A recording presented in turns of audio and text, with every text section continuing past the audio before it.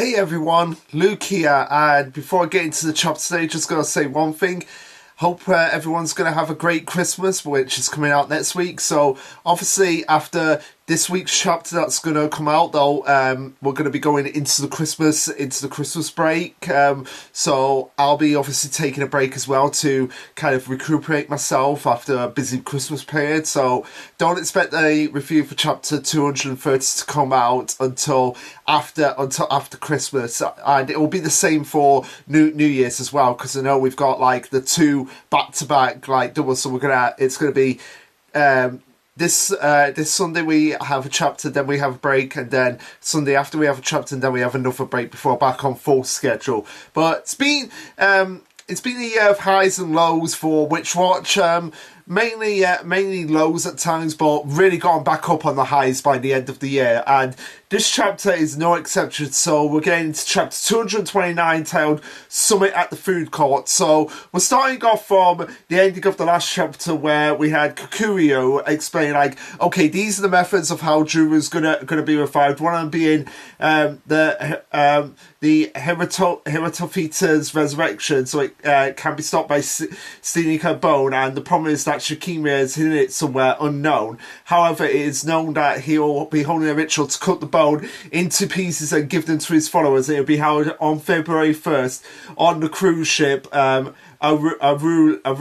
and the bone will definitely be on the ship on that day. Now the thing is that I'm wondering here is that, yeah, Kikurio told him about this plan, but is he being like really truthful at this point? Is he good? Is he being like, yeah, I'm telling you about this plan, and yeah, there may be a chance that Shikimia is gonna do the ritual, like to cut the bone before they actually get on the ship. Like, this whole thing is just a ploy and a distraction to like get them all in one place. And it might have actually been a lie. Like, Kikurio might have been like a triple agent. Like, I'm actually a double agent. I was never on. It's like, nope, still on there. So I was like, that's certainly a possibility that they could consider. So the gang are all discussing with Khan saying, like, now the bone before they have a chance to cut it up, and we're golden, right? And like I'm saying, like, there is a possibility that they're planning for this, and they're probably thinking like, yeah, we're gonna cut up part of the bone beforehand and make it look like we're cutting up the whole bone when we've already cut up the bone. That is something that I feel like they really need to consider. I mean, Mirio does suggest like, hey, we could capture Shikimia before the ship departs, but Murray says like, yeah, that won't be easy. Shikimia is known to be extremely cautious, so even if he is aware of our plan, I doubt he'll carry the bone around in his pocket. And he is 100% aware of that plan. Like, he probably is like thinking like, yeah, they're probably gonna come and try to take the bone while we're trying to cut it up. So maybe they are trying to like fool them, like trying to get the double cross on the gang. But yeah, they conclude that mess this up and they don't get a second chance. So better to act when the ship is at sea, where he has nowhere to hide. But again, there could be like a warlock on his side that can teleport him out of places. That they really need to be thinking about all these variables. Like, would he do it before the ship departs? And would this whole ritual thing be a distraction? Would he have something to teleport out of there with Nico as well? But they continue on by saying like, oh, Shikimia hasn't even told his closest followers exactly where Witcher will be happening, so there's no guarantee that they'll be able to locate the ship right away either. So it's better to assume the bone will already be split by the time of writing. So yeah, I'm glad that they're actually considering this as a possibility. The fact that, yeah, there is a chance that by the time we find them, the bone could have already been split, so we have to be extremely cautious about that, like that being a certain outcome. As Mirio says, like, oh, we'll have to track down all 7, six minus Mr. Kukuru's piece and see them and steal each one. So I'm glad that we're actually having this discussion of the fact that, yes, there may be a possibility that it's split before we actually get there. So yeah, we better make sure we have that idea in the back of our heads in case that is actually a possibility. So as Nico wonders if the bag is actually going to, if the bone's actually going to be put in Ziploc bags for the warlocks to actually carry around, Muriel says like, oh, they won't be in bags. They'll be used in a special container, which is a soul box. As he pulls it out, and the bone's magical energy can be stabilized in this box, so allowing it to be safely stored. As they're all discovering, like, oh, this is a silver box. So silver is known to have magical properties. Is this like a reference, like a werewolf, where if you shoot a werewolf with a silver bullet, it dies? Is this kind of like the reference that they're going on here? So they Muriel continues on to explain that supposedly lets outside air and dark energy circulate inside the bone, so cause it to breathe, and the container just needs to be made of silver, be big enough for the bone, and have ventilation. Its shape doesn't actually matter. So Shikimia had enough of these made for each one of his core followers, so they just need to find the little bones and swipe them, and then they can destroy each piece in these silver boxes, which is going to be used in a in something called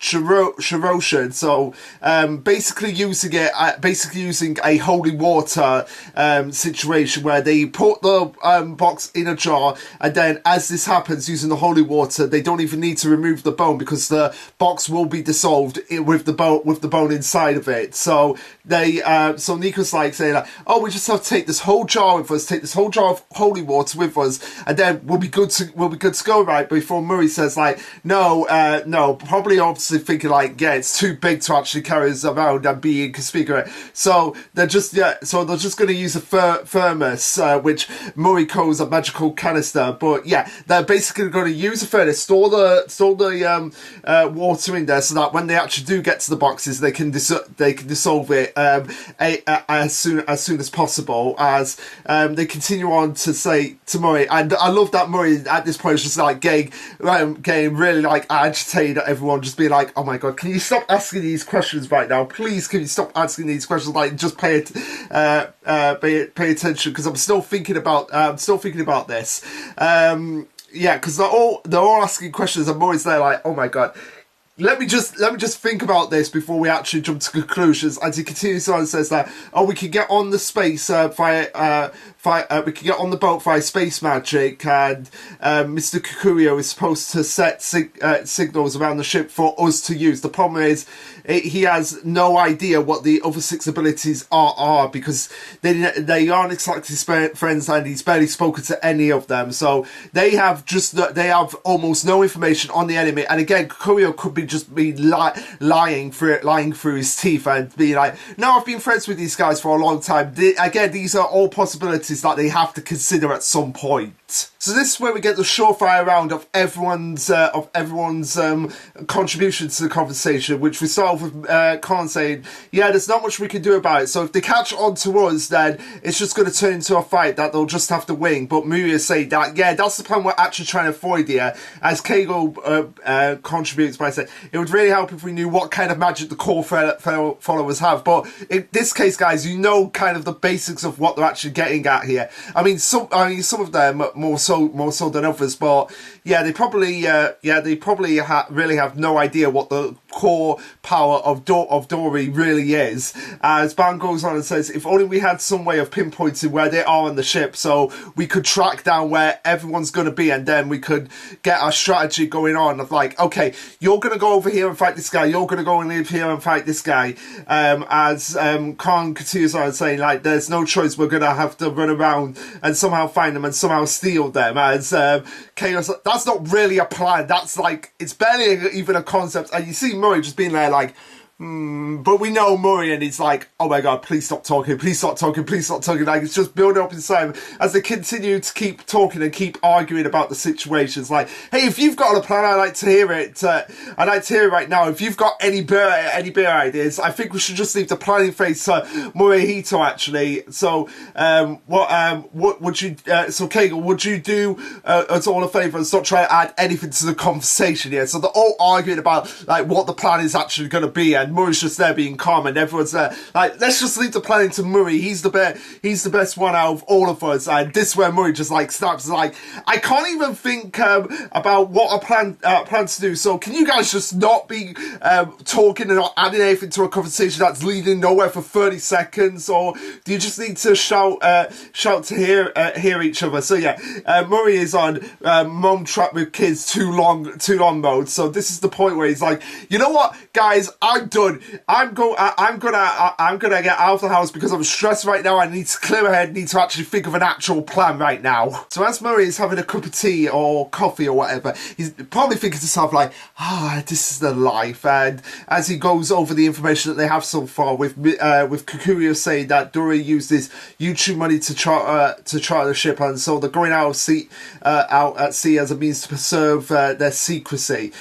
Chartering a cruise ship seems extremely Fagin.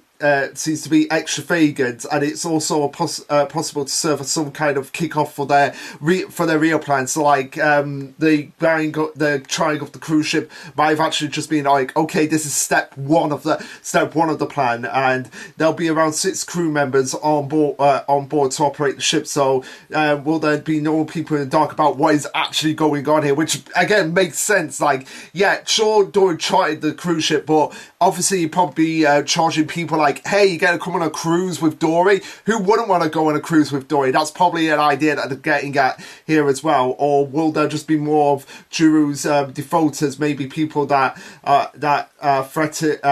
they threaten to help, and all he can do right now is memorize the ship's layout, and he thinks he's found a website of the Allura on it before he hears, okay, so yeah, it was coffee that he was actually drinking, because he hears someone saying he personally prefers tea, as Murray's just like, oh my god, I recognise that voice. And yet we're getting the classic hero versus villain standoff situation. Very reminiscent of what happened when Deku met Shigaraki in the mall in My Hero Academia. It's very similar to that, like, because Shikimiya threatens Murray like, I could just kill all these people right now, right? And in the blink of an eye if I wanted to, kind of very similar to what Shigaraki did to Deku. As Shikimiya says, taking some time alone to think. If you'd like, I'm glad to provide an ear to listen. But yeah, this is where Murray's like, okay, I need to be extremely cautious here. I know the cruise side, he can't already know about our plan to aboard the ship. So this way he actually starts asking questions to Shikimiya like, you're asking about me, why are you here alone, indulging in team time, seems careless. Before, yeah, this is where Shikimiya threatens him like, yeah, there are several trees nearby, I come here and plate them in an instant kill, and there are a lot of people in this food court, so you have no right to be threatening me right now. So I hold all the cards here. I could kill these people and have that on your conscience if you wanted to. So he goes on and says, we do have a plan to assault the Otagiri house, but looking at it realistically, it would be difficult with every one of you there, and there'll be casualties on both sides, with Nico escaping at the end. Thus I might try a bit of negotiation instead. So rather than going out full force, it's like, okay, yeah, we might be able to succeed there, but if we go and capture Nico, there'll probably be like a lot of us defeated. So yeah, there's really no point when every one of the familiars are there. So best bet is to like, okay, gotta negotiate with him. Give me basically just saying like, I'll spare all of you guys if you just give me Nico. That's all I want. Nothing more, nothing less.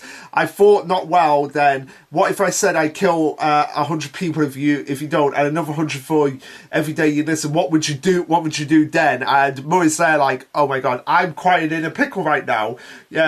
But really, if I'm in this much of a pickle, you're more juvenile than I thought. Resurrecting Hirotafita and everyone's lives are yours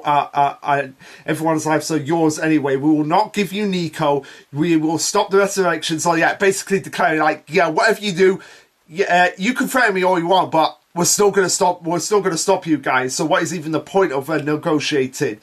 Before Shikimiya said, oh, you're quite harsh. And Murray says like, don't you think I could kill you faster than you could kill any one of the civilians around us? I mean, yeah, he could potentially do that, but Shakimia can control plants, Murray.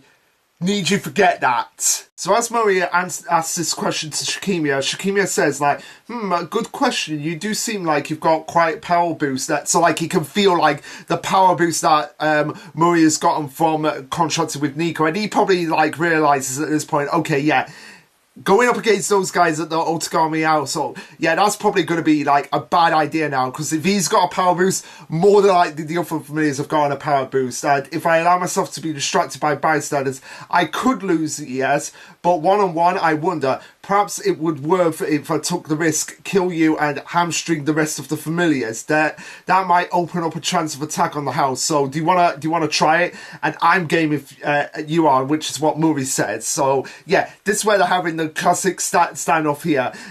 Really not what neither one of them like is giving the other one the upper hand here, because it's like they're in kind of like a strange situation here where yes, they could attack, but there'll be probably a lot of casualties, and it'll probably be the stupidest thing to do to attack the household when all the familiars have gotten a power boost. So we could just string you guys up, and that way we get to Nico. So what do you want to do? So yeah, this is where Murray basically just feels like, yeah, because he knows, like, yeah, he can feel my aura right now, so there's no point in me trying to hide it, so I might as well just tell him anyway that I've made a formal contract with Nico, so she'll know if I die by the time you've reached the household, she'll be gone then. So if you kill me, Nico finds out she's gone and probably gone to a secret location with everyone else. So yeah, it's kind of like pointless for you to kill me in that sense if you're trying to get to Nico. Before Shakimia says, warning them with your death room like a canary in a coal mine, and you underestimate, and this is where Murray's like, yeah, I may die, but Nico will still have four other familiars, because she'll start have Mirio, Khan, Keigo, and Ban. She'll still have all four of them, and you shouldn't underestimate the power of the others. They're powerful even without me, which is very high praise for Murray to say, because he's always been a character who strives on doing everything himself. So for him to say like, yeah, they're powerful even without me, it shows just how much he trusts them to take care of Nico, just as much as he tries to take care of Nico himself. And yeah, Shakimia reiterates like, yeah, this is why I thought I'd negotiate. Perhaps it's better if we try some other time. Why don't we set a time and place, all of yours versus all of mine in an all-out battle? Before Murray coincides that, yeah, that's probably the only choice right now. As Shakimia departs, and after Shakimia departs, you just see like all the sweat on Murray's face, just being like, oh my god, I can't believe I got through that. I can't believe I got through that. Really, that was probably like the most insane thing Murray had to go through, because despite him keeping this cool, like Ika says, like the aura, like the strength coming off of Shakimia there, so it just all unloaded on there as he was like, oh my god, that was intense. It's okay, he hasn't caught on to our plan yet, but we can still get the drop on them. We just need to hammer out a strategy. So yeah, more than likely he already knows about this strategy as well. It doesn't need sometimes it doesn't need to actually be spelled out for the filler. Like, he could probably like catch on a bit. He's probably like making preparations like, okay, what if this outcome comes out? What if this outcome comes out? What if this one comes out? But yeah, Murray goes on to reiterate what Shakimia said, comparing him to like a canary in a coal mine, which was a animal that they would send down in a little cage in a coal mine to see if it was safe, to see if the air was safe, and then they would be able to send in the miners after that. So it's kind of like the same thing here, that's what he's figured out. And this is where he gets a brainwave coming in, like, oh my god, I can't believe we didn't think about this before. So the plan for them all is to take advantage of the alert spell.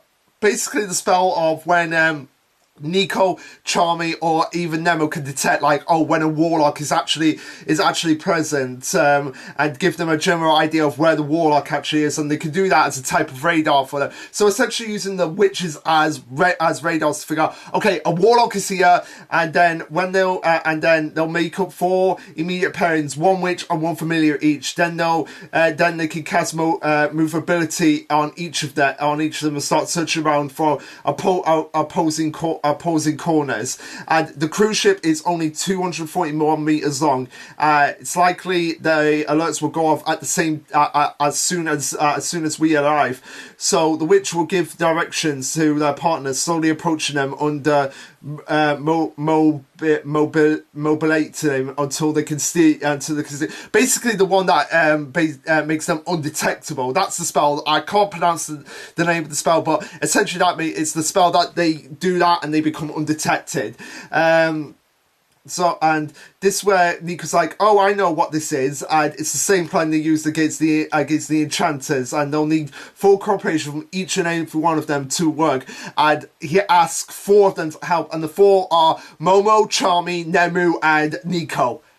Finally, we've got Nemu again. Finally, we've got Nemu in the chapter in the series, and that's where the chapter ends. So, yeah, basically, all this chapter was just like setting up for like the big invasion of the cruise ship to kind of stop the plan to resurrect Juru with the bone of Hoitafita. Now, that line up there, Momo, Charmy, Nemu, and Nico, again, makes sense. Like those 4 are like the 4 primary witches in the series. Now, Party Chance did bring up like why not Nico's mother, or why not Nemu's mother as well? Well, Nemu's mother I could kind of understand after what she went through. She probably doesn't want to deal with the family right about now.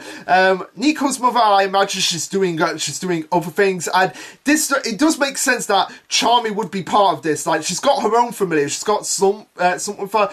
So it's kind of like having 2 people with another familiar as well. And also, we need Charmy here to like have the fight against Dory. Like, we need that fight to actually happen. Now, like I said, the question being is like, who's gonna go with who? Like, obviously Nico's gonna go with Murray. That's like pretty much locked in. Keigo's going to go with Nemu, again, pretty much locked in, which only leaves, like, because I could see, like, Khan going with Momo and Mirio going with Charmy as kind of, like, those being, like, the setups that they're going to have for witches and familiars for this plan. Now, in terms of how this plan is going to go, I feel like it is going to fail, and Juru is going to be resurrected. Like, the fact that they've got 3 plans in place for what is going to happen, I feel like I feel like some of them are going to be able to do well, but others are going to be defeated, and they're going to resurrect Juru no matter what. So if that happens again, I've said it. If Juru doesn't get resurrected, I will be honestly shocked with the series. It would probably taint the series in my eyes. The fact that, they've built up Juru to be such a threat to take over Nico for so long, and then they never go through that. No, I feel like this is actually going to be the case. Whether or not it happens here or later on in part 3, that just remains to be seen. But anyway, guys, what did you think of this chapter? Let me know. Like, subscribe, comment, all that jazz. And this will be Lasherluke signing off. Later, guys.